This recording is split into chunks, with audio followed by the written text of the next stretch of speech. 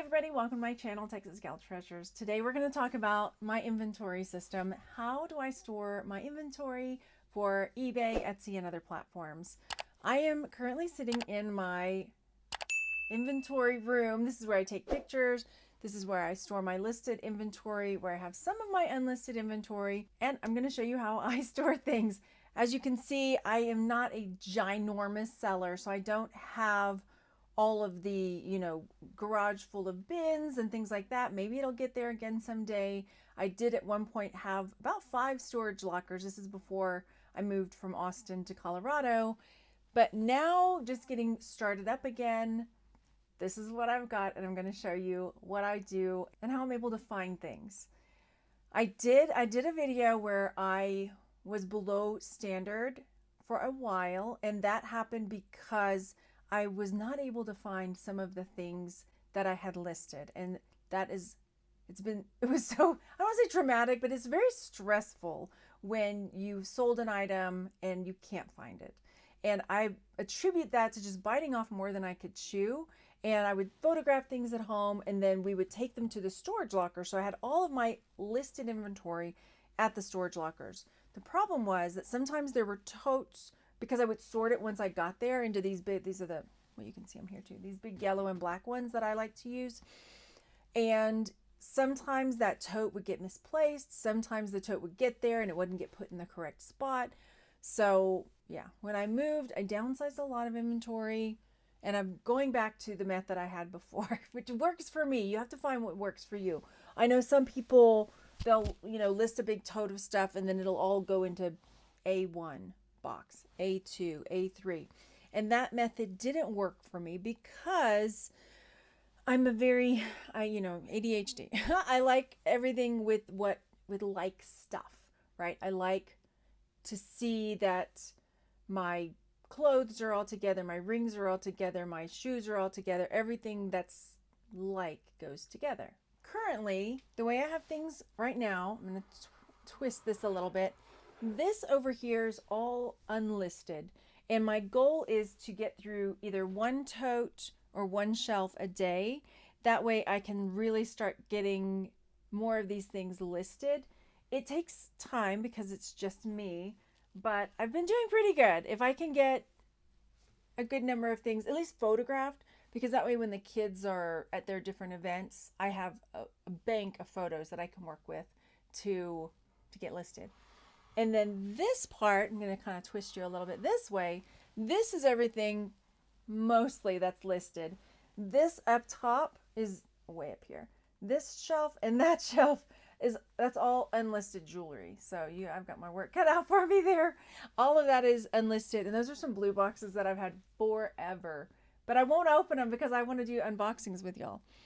So what I've got going on here, that one I actually don't even have the label on for, is, are you going to come with me for a second? It might be wobbly. We'll see. So up here, I've got big stuff, right? I've got this giant Jaguar. I've got my Ewok house. And then the box that it's on, those are all comic books. And that's a mic I got from a garage sale, which I can't decide if I want to sell it or use it. Then here, these are all books and media. So some of these books were just bigger than I wanted to put in a tote. And so that's where they went. And these right here, those are all vintage photographs. So all of that is like vintage photographs that I didn't want to chance putting in a tote. These are some lights in here, which I don't have it labeled because that's all that's in there. And then down here, we've got more magazines and comic books in that. Coming over here, I have them listed like this one are labeled metal. So anything that's big and metallic. In the one in the corner, those are toys. This one, I need to put the label right. Those are bags and purses. And then in the far corner, clothes and hats. There was a time where I had, let me put you back over here. The time may come where I have to separate that out because there are times where I have more hats, but at the moment I don't have that many. So that's what's going on over there. Then on this side, you see up here, I mean, it's just pretty standard. Like that's all buttons. And then these little ones like glasses, wallets, belts, belt buckles, what's that? Bracelets. These are bracelets that won't fit into my drawers. And then over here, now that ornaments, I know eventually I'm going to have, because I sell a lot of Christmas stuff, so eventually that'll probably go into one of these bigger totes for Christmas items. More magazines in this, and then makeup, stickers, ephemera. I have so many Hard Rock Cafe buttons, and I have more that I need to take photographs of. So that's that. And then these drawers, let me see if my little camera will reach this far. Here we go. The drawers over here. So let's say you see this one that says B. Hang on. So the drawers that are there, you'll see ones that say B1, B2, B3, and these are bracelets. So I have them all in little baggies, and there's ones that say ER, that's for earrings, pins, tie bars, cufflinks. So those all have, so if I'm any jewelry that I'm selling, I can find the drawer that it goes from. And then that one down there is still empty. And then I have one other area I'm going to show you. Let me see how I'm going to do this. How can I do this? Oh, I have to use my phone.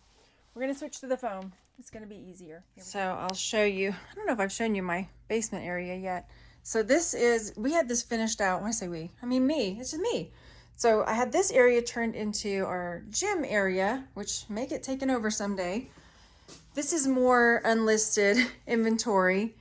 When I had the basement finished out and I had them put the wall there for my inventory room, I wasn't thinking big enough. So some of my stuff just lives out here now. So my gym area, swinging around. And then this is where I do a lot of my other recording in here. And then this was an area that I was like, oh, why didn't I have them make it into a closet? It was just kind of a weird little spot. But now I'm kind of glad because I can stack stuff, and I'll show you. What I've done in here is, this is where I store my extra black totes. And then I've got all of these. This is all listed. So I have tons of plush. Plush. These are board games. And then all down here, these are Lego that are listed. So that is how I've got a lot of my other stuff in here. And so if the day came, I could always scoot it out and have a second row of things and just slide my step ladder out. I need the step ladder to climb up to dig through the plush. The one other area I've got is this shelf over here. And this shelf is where I have a lot of breakable items that I don't want to put into a tote. Oh, I forgot to mention, why is Boba Fett not in, or is that the Mandalorian? That's Mando. So why is Mando not in with the plush? This Mandalorian is not in with the regular plush because he is a Scentsy buddy, which means he's got a smell, like a thing that you can shake and it smells, I don't know, like lavender or something like that. I didn't want to put him in with the other, like the whole container with all the plush, because whatever smell he's got, he's going to permeate into the other plush. And it might not be something that people want to buy. They get it and it smells like vanilla cinnamon spice or something, and it's like, oh, I don't like that smell, right? So he doesn't get to live with the other plush because he smells. He smells good, but it's, you know, you never know with people. Anyway, so that's why he's separate. Eventually, as I start getting these shelves cleared off over here, then my unlisted inventory will just be in totes like this, and I'll be able to use this shelving also for more listed stuff, like breakable items that I'm not going to want to put into the totes. When that time comes, then I will definitely have like a shelf for mugs and a shelf for other glassware, a shelf, you know, plates that are more breakable items, or things that might get, if it's got like packaging that I don't want it to get smushed in one of the totes like this, then that's what I'm going to do. This is from when I had the storage locker, and I had them all labeled. So I had like bowls, trays, and small pitchers. So anyway, those will be replaced because now those are all unlisted stuff. And then I have a few hanging items over here. They were just really nice, and I didn't want to put them in with my other clothes and hats. So I just have them hanging up over there. Like when the Burberry coat that sold and this other jacket, bomber jacket that I had, those were hanging up over here as well. So, and then back here, I didn't show you this.